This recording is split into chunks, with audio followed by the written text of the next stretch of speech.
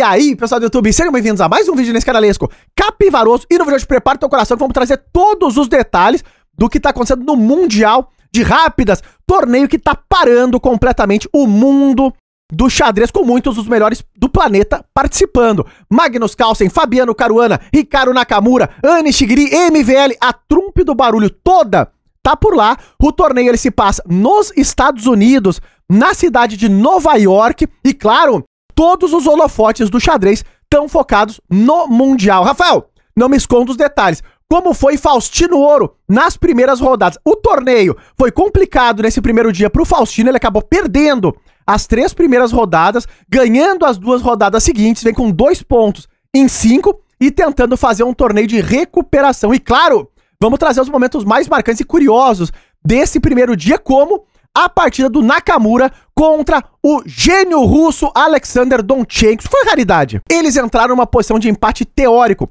Torre e bispo contra a torre. Como vocês sabem, nessa situação existe a regra dos 50 lances. Se tu não fizer um movimento de peões por 50 lances, e nessa posição já não existe mais peões do tabuleiro, a partida ela empata. Agora, a raridade acontece aqui, porque o Naka, claro, ia tentar ganhar essa posição, é uma posição, claro, de empate teórico, mas o adversário pode errar, tinha apuro no relógio, e o mais impressionante é que em dado momento o Naka conseguiu uma posição forçada de mate. Ele ficou ganho dentro dessa partida. Ele jogou o lance de torre dele ameaçando o mate, depois deu o cheque de bispo, não tinha mais como defender, só que nesse momento o Donchenko ele parou o relógio e chamou o árbitro e a árbitra pedindo a contagem dos lances. E o mais inacreditável acontece nesse momento. O Naka, com mate em 1 no tabuleiro, chegou no lance 50. Faltando um lance para o Nakamura aplicar o checkmate.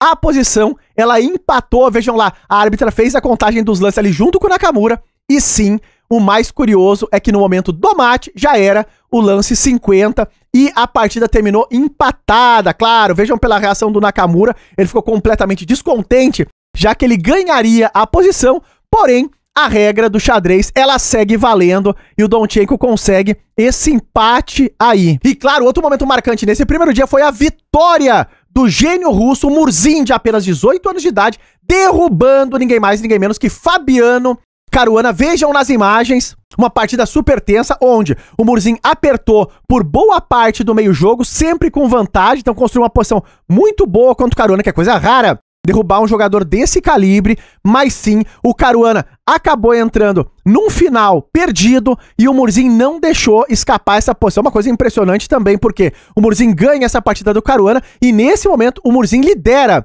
o Campeonato Mundial de Rápidas com uma performance completamente assustadora, acima de 3.400 de rating. Claro que o mundo do xadrez está de olho nesse gênio russo. Vejam aí o momento do abandono do Caruana, não tinha mais como salvar o final. Murzin pontuando na rodada número 2 contra um dos melhores do mundo. E logo após a partida, o Murzin foi entrevistado e ele comentou que jogos onde ele não é o favorito, como é o caso contra o Caruana, são muito mais tranquilos de jogar, já que qualquer resultado é válido. Se ele ganhar, vai a glória, se ele empatar, é maravilha, e se ele perder, tá tudo normal. Foi o que disse o Murzin. E claro, não tem como passar despercebido, uma das partidas mais marcantes. Tá saindo em todos os canais do YouTube, em todas as plataformas do planeta que falam de xadrez. Magnus Carlsen contra Denis Lazavic, um gênio também da Rússia, de apenas 18 anos de idade. Essa partida deu o que falar e claro, logo após essa análise a gente vai trazer também os resultados, quem lidera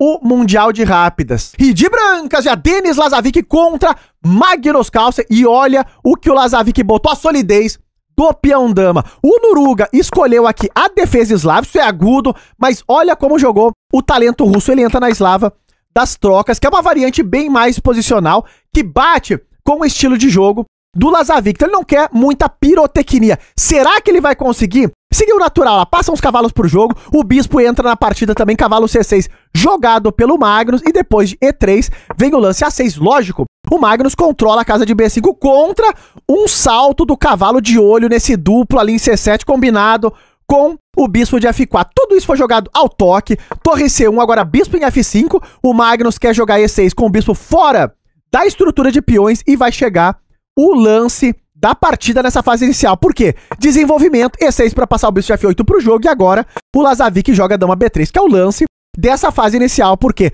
quando o bispo sai rápido, vejam que o peão de B7 fica mais vulnerável. Aqui, as máquinas gostam da defesa com o bispo B4, é muito interessante. Crava o cavalo, prepara cavalo E4, bloqueia a pressão no peão de B7, mas não! O Magnus jogou um lance que parece raro. Ele defendeu com torre A7, vejam lá, Rafael, que casa mais estranha para se colocar uma torre. Exato, eu concordo.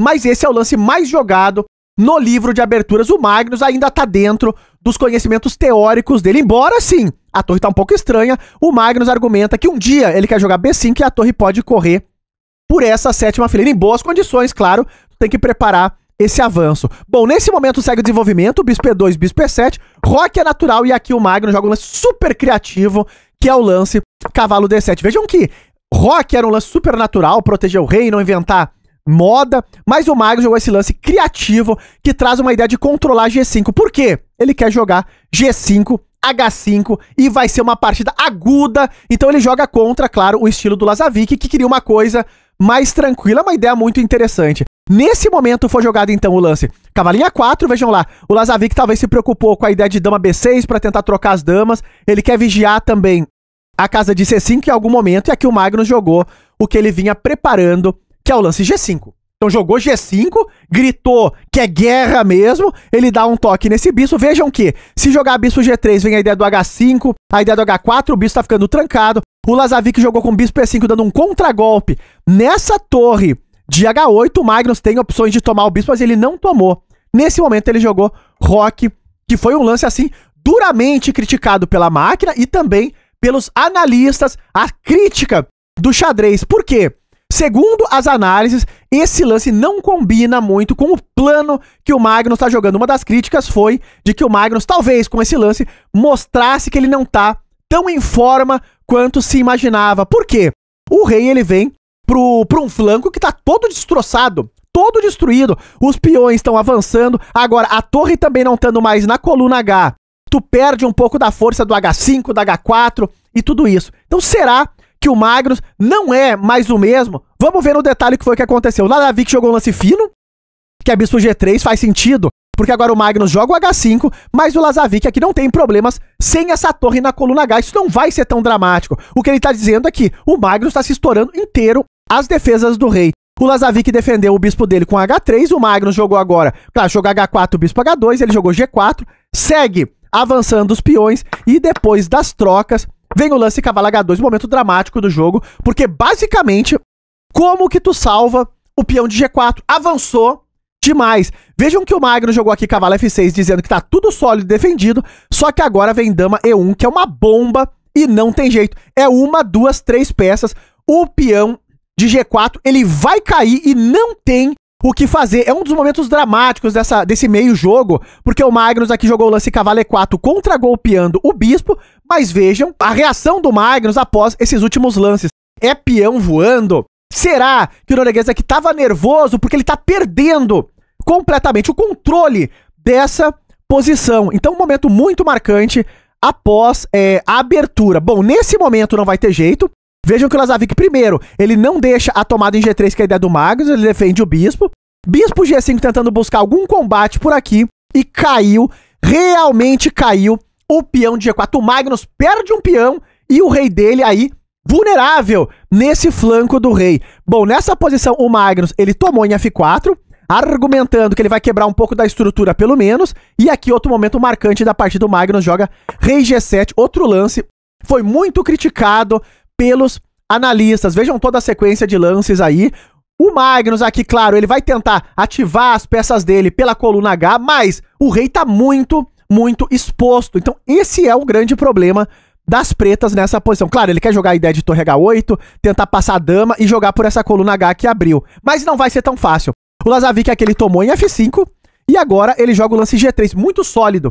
Ele quer jogar rei G2, quer passar o cavalo para F3, torre H1 e daqui a pouco quem pode tomar um ataque pela coluna H é o próprio norueguês. O Magnus começa a trazer as peças para a coluna. Vejam que a posição das pretas ela é um pouco complicada, porque tá tudo um pouco descoordenado. A torre em A7 não faz tanto sentido. O peão de F5, o peão de D5 são peões vulneráveis que em algum momento o Lazavic pode colocar como alvo. Nessa posição foi jogado o cavalo F3, é um lance natural. O cavalo pode vir pro centro. Torre A8, o Magnus começa a tentar arrumar essa torre que não tava tão bem. O Lazavic aqui joga o lance Reg2 pra lutar pela coluna H. E dama F6 tá lá. O norueguês vai passando as peças dele pra cima. Se tu arruma a torre, o Lazavic arruma o cavalo, que também não tá bem aqui nesse canto. Ele traz o cavalo pra C3, contra-golpeando o peão isolado em D5. O Magnus tem que defender. Ele joga a torre de A em D8, controlando o centro. E dama D3, conectando as torres. Olha lá. O Lazavic, ele vai lutar pela coluna H. O cavalo não pode sair muito de mau jeito, porque daqui a pouco tu leva um cavalo H4 e o peão de F5 tá mal. Então vejam a complexidade do que virou isso daqui. O Magnus jogou torre H5, ele vai preparar pra dobrar, que até triplicar nessa coluna H, e claro, o gênio russo começa a secar. O Lazavic tem um peão a mais nessa posição, isso é relevante e é importante. Dama H6 jogou o Magnus, pressionando pela coluna. O Lazavic falou, não tem problema nenhum, joga o dama E3, saindo de qualquer ataque com o cavalo B4, algum lance nesse sentido, e o Magnus triplicou na coluna. Cuidado! Aqui, providências devem ser tomadas, porque o Magnus tá apertando realmente, de fato, nessa coluna. Olha a ideia que o gênio russo vai colocar a partir daqui. Por quê? O Lazavic, claro, tu não pode tomar aqui que tá desmoronando o mundo no flanco do rei. O Lazavic troca um parzinho de torres. Vejam que tu ainda não pode tomar o peão de D5, a ideia é muito interessante. Tu leva a dama H3, rei G1 e mate, o jogo acaba. Só que aqui o Lazavic, ele joga cavalo H4. Essa é a ideia que ele vinha preparando. Ele trava completamente pro resto da vida essa coluna H, e mais, ele mantém a ameaça no peão de D5, ele fica de olho também no peão de F5, um momento dramático. Vejam a reação do Magnus logo após esse lance, porque o Magnus aqui ele joga cavalo F6 defendendo o centro, mas vejam que ele não ficou nem um pouco contente logo após o cavalo H4 do Lazavic, ele fez careta. O Magnus fez careta, porque agora tá tudo bloqueado, então dá a entender de que o Magnus estava sentindo um desconforto terrível, terrível nessa posição. Bom, nesse momento, depois de cavalo F6 segurando em D5, o Lazavic joga o lance torre H1 e ele começa de novo a lutar por essa coluna. A ideia não é tão clara, mas vejam que numa dessas tu salta com cheque e tem aqui alguns descobertos que podem estar chegando. O Magnus saiu da possibilidade desse cheque por aqui, pra ver que ele tem cheque por ali também entrando. O Lazavic jogou dama D3 falando, vai cair o mundo. O peão de F5 tá fraco, o Magnus defendeu e aqui chegou um momento dramático do jogo, terrível, porque nessa posição o Lazavic encontra o brilhante, assustador e sagaz cavalo G6 e aqui tu tá no sal. O Magnus tá no sal, não tem outra palavra pra definir. Veio o ataque descoberto com cheque, olha o drama. Porque agora, se tu tomar de dama, cai a tua qualidade, cai a torre em H8. Se tu tomar de cavalo, tá caindo a tua dama. E aqui o que fazer, né? Tá em xeque. O Magnus aqui ele resolve sacrificar a dama. Sim, o drama todo é esse. O Magnus sacrifica a dama. Sacrifica a dama contra o Lazavic para tentar lutar dentro dessa partida ainda. O Magnus tinha uma pequena vantagenzinha no relógio. Nada muito grave, mas de novo, o Magnus é a cara de decepção. Não há dúvidas, né? Vejam que nesse momento o Magnus retomou de peão. E agora o Lazavic vai trabalhar essa posição onde as pretas têm muitas debilidades. O Magnus quer jogar H4, quer abrir a posição como ele puder. O Lazavic joga um plano fino, que é cavalo E2 para cavalo G1 e cavalo F3 e tá lá. Ele vai melhorar muito a posição do cavalo dele. O Magnus joga rei F7, agora cavalo G1 chegou. E o Magnus jogou H4, tentando lutar por alguma coisa. Mas vejam nas imagens, ele joga esse lance, mas a expressão dele, corporal, é que nem ele tá acreditando que isso aqui pode dar em alguma coisa. Bom, o Lazavic aqui, ele trocou em H4, torre H4, a torre tá ativa, mas são muitas vantagens das brancas. Cavalo H3 jogou o Lazavic segurando tudo na ponta dos jovens dedos, e agora rei G6 tá jogado, e o Lazavic vem atrás do flanco da dama, que não tem como ser defendido. Tá solto, tá aos frangalhos esse flanco da dama, e vai cair tudo, ó lá. Passou o cavalo pra C6, parece que é uma troca pelo peão de B7, pelo peão de D4, mas cai também o peão de A6 e o Lazavic tem dois peões passados nesse momento. Não vai ter salvação aqui. Torre G4, o Magnus, o Lazavic esconde agora o rei em F1, torre H4 tentando bagunçar, o Lazavic volta pra zaga segurando o cavalo e vai disparar o flanco da dama no momento oportuno. Cavalo E6 tá jogado, tudo tá caindo, e depois desse cheque vem a cobertura de torre, e o Lazavic propõe aqui, olha lá, o Magnus na realidade propõe uma ideia de trocas. toma H3, cai E6, o Lazavic aceitou essa troca e o final é completamente perdido, não vai ter jeito. O Lazavic começa a melhorar a posição dele, dispara o flanco da dama, o Magnus vem ciscando por aqui, vem essa ameaça no peão, mas depois de dama B5 tá tudo sólido e tu não defende mais o avanço e a promoção do peão. Momento dramático, aqui o Magnus abandonou essa partida. Vejam os últimos momentos dos últimos movimentos, né, da partida, passando a torre pro flanco da dama, o Magnus que estava tentando algo completamente desesperado, tentando salvar essa posição, mas não deu. Lazavic vence o norueguês. E tá no ar a precisão desta presa. Lazavic jogando como uma máquina terrível, com o lance brilhante cavalo G6. O Magnus jogou bem, não baixou dos 90, mas também não segurou. Vejam os resultados atualizados. Liderando o gênio russo Murzin, de apenas 18 anos de idade. No pódio nós temos ali o Sargician, Lenier Domingues, Daniel Narodis também na ponta, restando ainda 2 dias de torneio e resultados impactantes. O Hans Niemann vem na posição 57 e o Magnus vem na posição 80. Isso, claro, vem como uma surpresa nesse primeiro dia de Mundial. Faustino Ouro fechando na posição 130. Lembrando, estaremos ao vivo daqui a pouquinho, 16 horas do horário de Brasília, para acompanhar o dia 2 do Mundial de Rápidas. Se tu gostou do resumão, tá curtindo a cobertura, não esquece de likear e até os próximos vídeos!